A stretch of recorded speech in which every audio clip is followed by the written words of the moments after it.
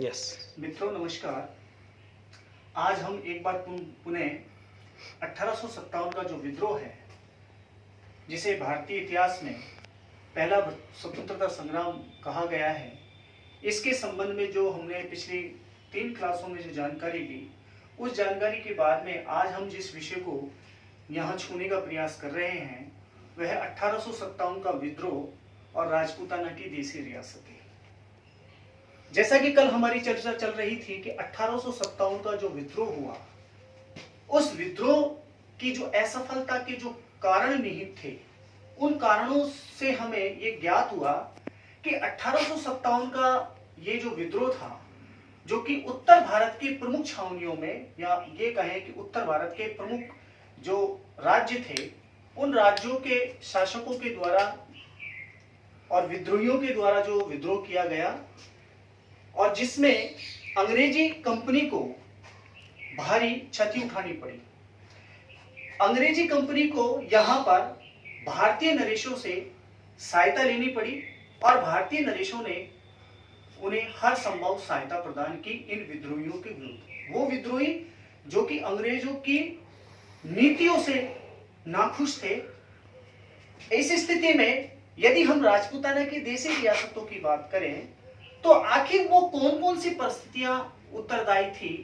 जिसने इस महायज्ञ के अंदर, जब एक तरफ राष्ट्र की शक्तियां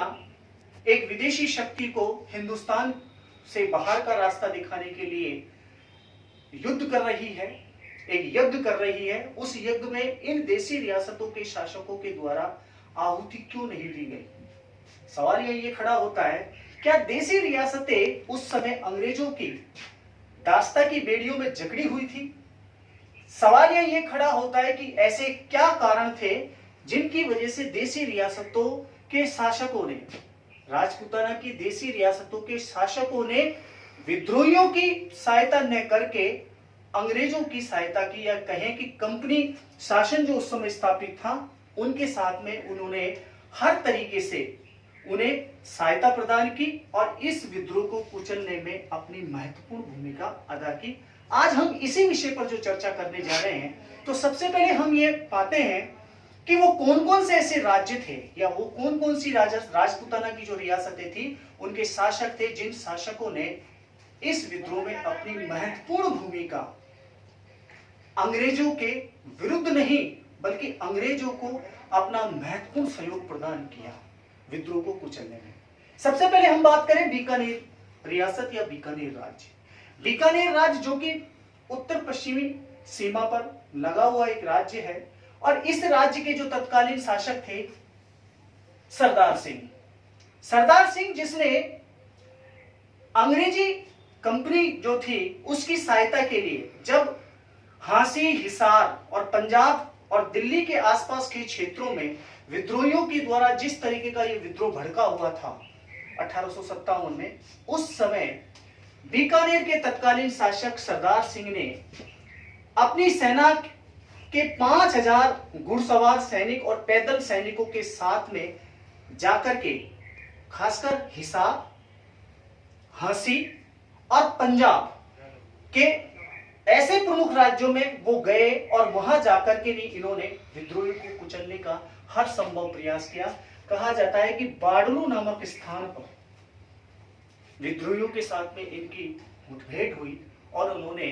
कंपनी सरकार को हर तरीके की संभव अपनी सहायता देकर के नहीं इस विद्रोह को कुचलने में अपना महत्वपूर्ण योगदान दिया।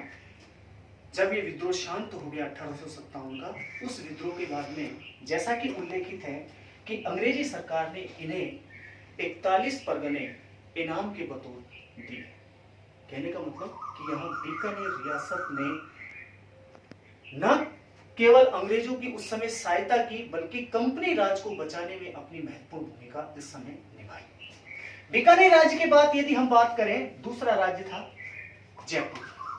जयपुर रियासत जिसके बारे में कहा जाता है कि उस समय के तत्कालीन शासक राम सिंह जी, जिन्होंने तन मन धन से हर तरीके से अंग्रेज कंपनी सरकार की हर तरीके से उन्होंने सहायता की। और इतना ही नहीं, जब विद्रोह राजस्थान की रियासतों में भड़क रहा था तो उस समय इनका ये प्रयास था कि जयपुर रियासत के अंदर किसी तरीके से विद्रोही यहाँ विद्रोह ना करे, उसको रोकने में उन्होंने महत्वपूर्ण भूमिका यहाँ अदा की। इसी इनाम के अवेज में जैसा कि उल्लेखित है, यहाँ पर डॉक्टर पनघड़िया ने राजस्थान के इतिहास में जो स्पष्ट किया है कि इन्हें इसके बदले में कोटपुतली का जो परगना था वो स्थायी रूप से इनको दिया जयपुर राजघराने को इनाम के तौर पर। तो कहने का मतलब यहाँ जयपुर रियासत ने भी कंपनी सरकार को हर संभव सहायता प्रदान की थी। तीसरी बात करें मेवाड़ की। मेवाड़ राज्य घराना जिसने विदेशी शक्तियों से हमेशा लोहा लिया और विदेशी शक्तियों से अपने राज्य को स्वतंत्र रखने का हर संभव प्रयास किया, जिसका उदाहरण हमें अकबर के शासनकाल में देखने को मिलता है कि किस तरीके से महाराणा प्रताप ने मेवाड़ राज घराने की जो परंपरा थी उस परंपरा का निर्वाह किया। लेकिन जब हम बात करते हैं 1857 के विद्रोह की, तो उस समय के जो तत्कालीन शासक थे रूप सिंह, कहते हैं कि नीमच के अंदर जब 1857 के अंदर जो विद्रोह हुआ और उस विद्रोह को दबाने के लिए वहां के तत्कालीन पॉलिटिकल एजेंट ने महाराजा रूप सिंह को जब इस बात की सूचना दी, उनसे सैनिक सहायता की याचना की, तो उन्होंने एक सेना पॉलिटिकल एजेंट, अंग्रेज कंपनी के जो पॉलिटिकल एजेंट थे, कहते हैं कि उनको सैनिक सहायता प्रदान करते हुए वो वहां पर पहुंचे और सावर्स नामक एक जो सैनिक अधिकारी थे उनके पास में जब मेवाड़ की सेना वहां पहुंची तो यहां डूंगला नामक स्थान पर जो कि 40 ऐसे अंग्रेज अधिकारी थे, उनके परिवार थे, जिनको विद्रोहियों के द्वारा बंदी बना के रखा गया था। कहते हैं कि मेवाड़ की सेना ने उन 40 अंग्रेज अफसरों को और उनके परिवार के सदस्यों को मुक्त करवाया और मुक्त कराने के उपरांत एक तरीके से उन विद्रोहियों को कुचलने का यहां कार्य मेवाड़ की सेना के द्वारा किया गया। महाराणा रूप सिंह ने उन्हें उदयपुर के जगमंदिर महल के अंदर सुरक्षित रूप से रखा और उसके बाद में उन्हें यह आशा थी कि निम्बाहेड़ा, जो कि पहले टोंक रियासत का ही एक पार्ट माना जाता था, यहां रूप सिंह जी को यह लगा महाराणा उदयपुर को कि शायद अंग्रेज सरकार उन्हें निम्बाहेड़ा का जो क्षेत्र है वो शायद उन्हें प्रदान कर देगी, लेकिन ऐसा नहीं हुआ। निम्बाहेड़ा का क्षेत्र वापस टोंक को दे दिया गया और इस तरीके से हम देखते हैं कि मेवाड़ रियासत के शासक ने भी यहाँ अंग्रेजी कंपनी की हर तरीके से मदद की और इस विद्रोह को कुचलने में, नीमच के अंदर जो विद्रोह हुआ 1857 में, उस विद्रोह को कुचलने में अपनी महत्वपूर्ण भूमिका निभाई। मेवाड़ रियासत के बाद में यदि हम बात करें अलवर रियासत, अलवर जो कि ज्यादा बड़ी रियासत नहीं है, लेकिन इस रियासत का अपना एक महत्व है, क्योंकि अलवर राजधानी दिल्ली के निकट एक रियासत थी और इस रियासत के बारे में कहा जाता है कि यहां का जो तत्कालीन शासक बने सिंह जी जो थे, कहते हैं कि जिस समय आगरा के में जब 1857 का जो विद्रोह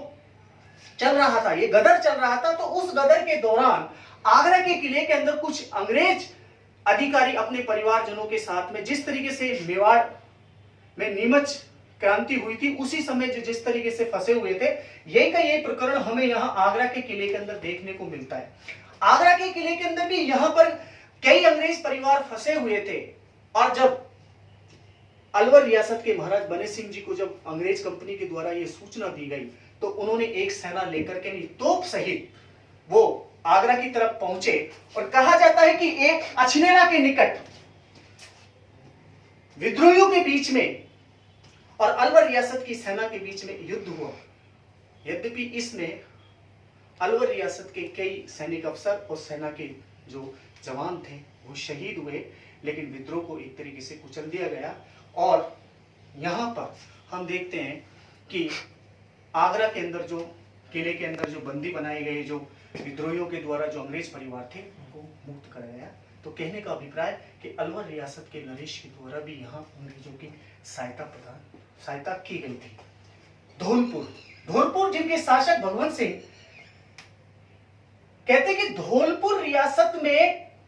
इंदौर और ग्वालियर जब 1857 का जो विद्रोह हुआ और उस विद्रोह के दौरान इंदौर के अंदर और ग्वालियर के अंदर जो विद्रोही थे, लगभग 500 विद्रोहियों ने धौलपुर राज्य के अंदर यहां शरण ले ली और यहां पर उन विद्रोहियों के द्वारा कोटा के महाराव मदन पाल को कोटा रियासत पर भी इसका एक प्रभाव देखने को मिलता है। लेकिन यहां भगवंत सिंह के द्वारा जिस तरीके से अपने राज्य के अंदर उस विद्रोह को दबाने में महत्वपूर्ण भूमिका अदा की गई, कंपनी राज ने भी उन्हें बतौर कुछ परगने इनाम के रूप में दिए इस विद्रोह के समाप्त होने के बाद, या इस विद्रोह जब जैसे ही शांत हुआ उसके बाद में यहां इनाम दिए गए। करौली के महाराज मदन पाल, जिसके बारे में कहते हैं कि कोटा के जो महाराव थे उनको विद्रोहियों के द्वारा एक तरीके से बंदी बना लिया गया था। करौली रियासत जबकि एक छोटी सी रियासत थी, कहते हैं कि करौली रियासत के महाराव मदन पाल ने कोटा के महाराव को वहां विद्रोहियों के यहां से मुक्त कराया और मुक्त कराने के बाद में यहां पर पनगड़ियां और यहां पर वीर विनोद के लेखक श्यामल दास ने अपने ग्रंथ के अंदर उल्लेखित किया है कि अंग्रेजी कंपनी के द्वारा जब कोटा के महारावों को करौली नरेश के द्वारा जब मुक्त कराया गया तो उन्हें 21 तोपों की सलामी दी गई थी। तो कहने का मतलब इन विद्रोहियों के द्वारा जिस तरीके से अंग्रेजों को सहयोग प्रदान किया गया था, अंग्रेजी सरकार ने भी उनके हितों का ध्यान रखा और ध्यान रखने के साथ साथ उन्हें इनाम के बतौर वो राशि दी। लेकिन ये बड़े दुर्भाग्य की बात है कि एक तरफ देश विदेशी शक्ति से मुक्त होने के लिए प्रयास कर रहा था, तो दूसरी तरफ इन रियासतों के अंदर जो शासक थे वो कहीं ना कहीं अपनी राज्य को बचाने में लगे हुए थे, या ये कहें कि अंग्रेजों की दास्ता की बेड़ियों में इतने जकड़ चुके थे कि उन्होंने क्रांतिकारियों का सहयोग न देकर के उन्होंने कंपनी राज का सहयोग देना अपना परम धर्म समझा। इसके बारे में मैं एक बात उल्लेखित करना चाहूंगा कि 1818 के अंदर जो ईस्ट इंडिया कंपनी के बीच में और देसी रियासतों के शासकों के बीच में जो संधियां हुई, कहीं ना कहीं वो ये संधि थी जिसने एक तरीके से राजस्थान की जो राजपूताना की जो देसी रियासतें थी उन रियासतों की बेड़ी में उन रियासत के पैरों में एक तरीके से दास्ता की बेड़ी डाल दी थी। इन रियासतों के शासकों को कहीं ना कहीं इस बात की चिंता थी कि अंग्रेज ही उन्हें उनके जागीरदारों के विद्रोह से मुक्त करा सकते हैं, अंग्रेज ही वो शक्ति है या कंपनी वो शक्ति है जो कि उन्हें मराठों के द्वारा जो लगातार आक्रमण चल रहा था 1818 से पहले की बात करें हम, या पिंडारियों के द्वारा जिस तरीके का इनके आसपास के राज्यों में जो आतंक मचा हुआ था, उनसे हमें अंग्रेजी कंपनी ही शायद मुक्ति दिला सकती है। यही शायद संभवतः वो कारण रहे थे जिसके कारण यहाँ देसी रियासतों के शासकों ने 1857 के इस महान संग्राम में क्रांतिकारियों का या ये कहें कि विद्रोहियों का साथ ना देकर के नहीं अंग्रेजों का साथ दिया। जो जानकारी मेरे पास अवेलेबल हो सकी मैंने कोशिश की। Thank you.